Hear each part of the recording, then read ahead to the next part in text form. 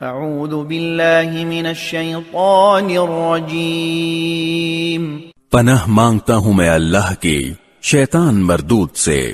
والذین کفروا لهم نار جہنم لا يقضى علیہم فیموتوا ولا يخفف عنہم من عذابها كذلك نجزی کل کفور۔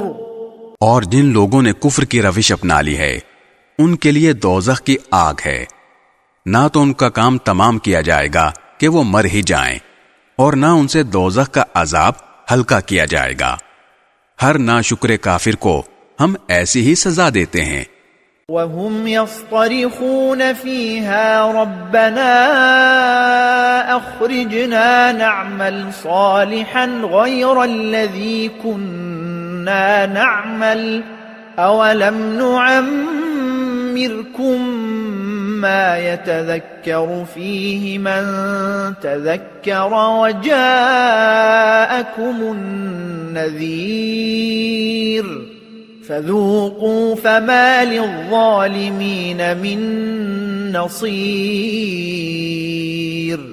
اور وہ اس دوزخ میں چیخ پکار مچائیں گے کہ اے ہمارے پروردگار، ہمیں باہر نکال دے تاکہ ہم جو کام پہلے کیا کرتے تھے انہیں چھوڑ کر نیک عمل کریں۔ ان سے جواب میں کہا جائے گا کہ بھلا کیا ہم نے تمہیں اتنی عمر نہیں دی تھی کہ جس کسی کو اس میں سوچنا سمجھنا ہوتا وہ سمجھ لیتا، اور تمہارے پاس خبردار کرنے والا بھی آیا تھا۔ اب مزہ چکھو، کیونکہ کوئی نہیں ہے جو ایسے ظالموں کا مددگار بنے۔ ان اللہ عالم غیب السماوات والارض انہ علیم بذات الصدور۔